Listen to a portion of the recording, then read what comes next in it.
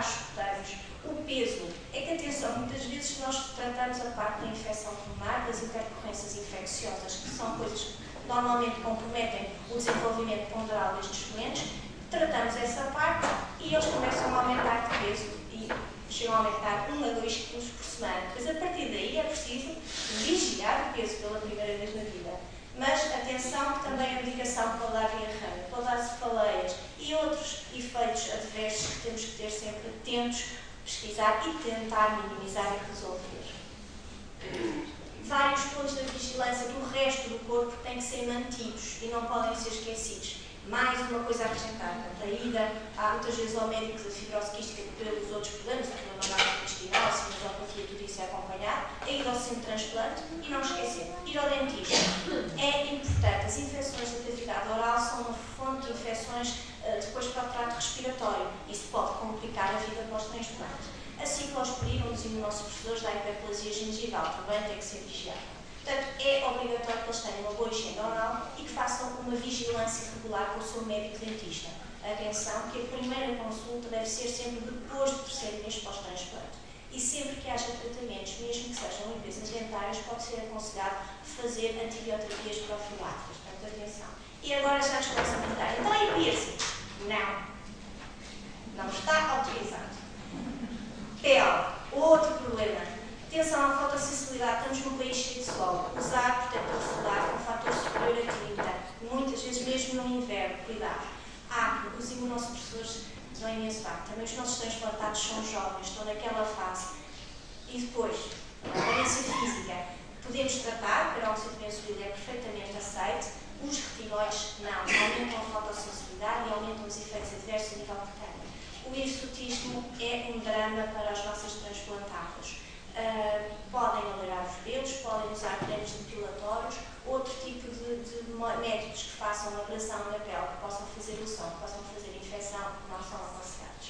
Eczemas, verrugas também são mais frequentes, sinais, atenção aos tumores cutâneos e depois mais coisas da nova geração. E uma tatuagem, já posso fazer? Não. E um piercing? Também não. Tudo isto são fatores de infecção, todos eles têm que ser controlados. Portanto, o nosso transplantado é normal, até certo ponto. Há coisas que... Oftalmologia. É preciso vigiar anualmente, porque o tratamento imunossupressor, nomeadamente os corticoides, aumentam o risco de catarata e aumentam o risco de glaucoma. Portanto, tem que haver uma vigilância anual com o oftalmologista. Vacinas. O plano de vacinação tem que estar atualizado à data de transplante. Ponto 1. É essencial. Porquê? Porque os imunossupressores vão alterar a resposta às vacinas. A vacina antigripal anual está recomendada.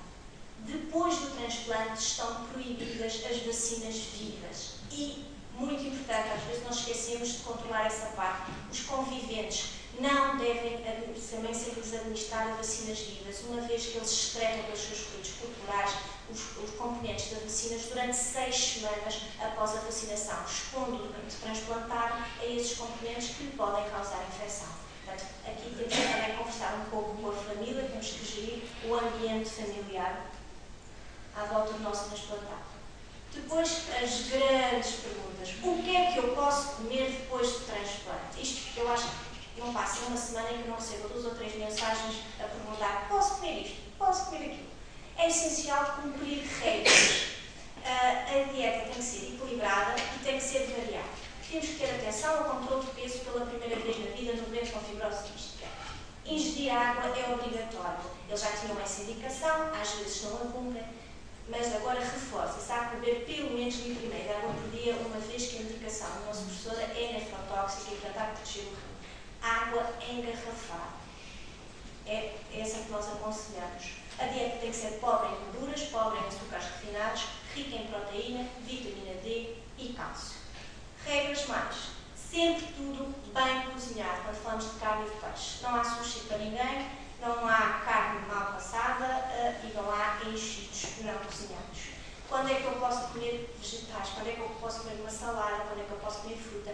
3 meses depois do transplante já se pode comer vegetais e fruta crua, mas atenção às condições em que são preparados. Devem ser preparados por alguém que não o transplantado, uma vez que podem existir ovos de parasitas naqueles legumes que podem ser aerosolizados e o transplantado inalado, deve ser preparado por outro elemento da família, deve ser lavado sem água corrente, com aqueles desinfetantes, e o fruto que está estritamente proibido a transplantar. Toranjas, ainda bem que em Portugal também não se come muito, toranjas e subtoranja interferem, bloqueiam a absorção dos imunossupressores, nomeadamente a ciclosporina, e portanto estão completamente proscritos.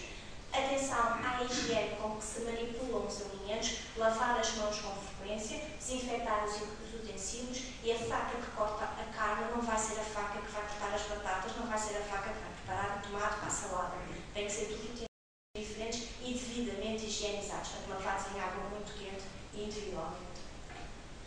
Desporto. Posso praticar desporto? Claro que sim. 3 a 6 meses após o transplante pode iniciar a prática desportiva regular. Obviamente antes disso já iniciou a prática do ginásio de reabilitação, mas que é uma coisa mais controlada e diferente. Estes são vários dos desportos que são autorizados, ou que são permitidos, ou que são aconselhados pela equipa de transplante. Dá para muita escolha, dá para todos os gostos, mas depois temos o problema que existem esportes que não são permitidos. Portanto, nada de skate, nada de atividades radicais, bungee jumping, nada dessas coisas. Boxe, artes marciais, também temos pena, não pode ser. Rugby e todos aqueles esportes em que haja contacto e que podemos pôr os nossos estudantes em risco com as suas famílias. Fatores psicossociais à volta do doente são essenciais. Ponto 1, sempre a aderência. A aderência está sempre no coração do sucesso do transplante. Depois temos que redefinir o que é normal. Vou ficar normal depois do transplante? Sim, mas.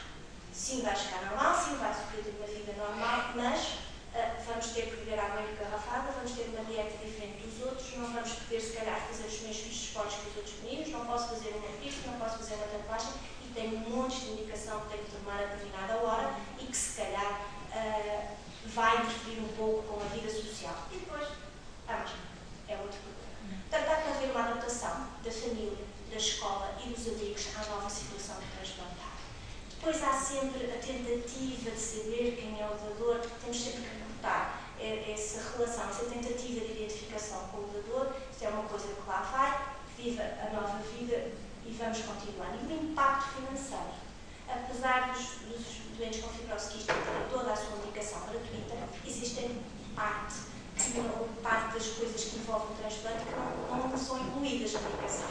As deslocações a Lisboa, ou ao centro de transplante, no nosso caso a Lisboa, quando é o menor que vai com o pai a um dia de trabalho que é perdido, quando está internado fica lá um familiar, quando é transplantado durante aquele todo período, está normalmente um familiar acompanhado que não está no seu local laboral e isso pode trazer algum compromisso financeiro.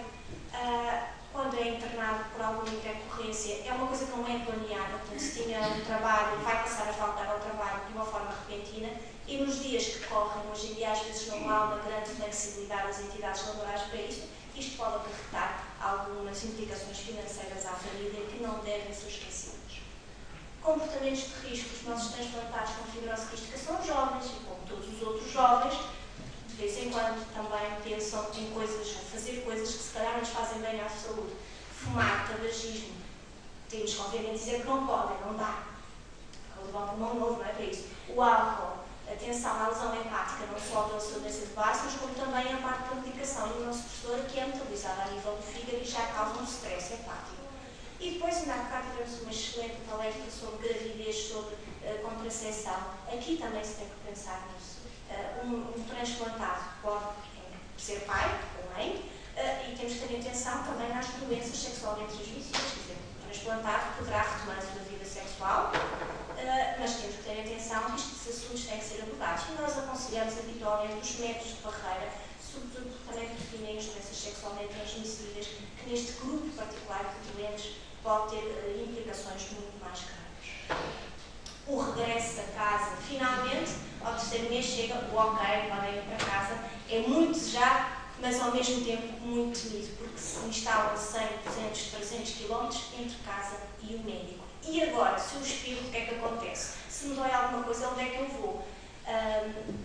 Desmistificar o regresso a casa, fornecer os contactos da equipa de transplante, a disponibilidade permanente, desmistificar o uso da máscara. Em casa não é preciso usar máscara, pelo menos habitualmente. Se houver alguém em casa que esteja com uma constipação, que esteja doente, ou vá lá alguém visitar, se calhar é melhor a máscara.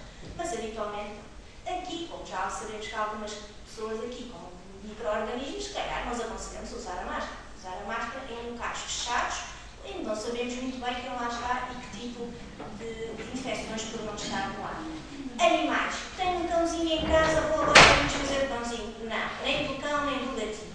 O único animal que não é permitido em casa, deve haver animais exóticos que não estou a lembrar, mas pelo menos os nossos comuns são os pássaros. Os descendentes dos pássaros, as penas dos pássaros, podem transmitir doenças infecciosas e doenças pulmonares e a quais os transplantados estão muito mais sensíveis. Portanto, pássaros fora de casa.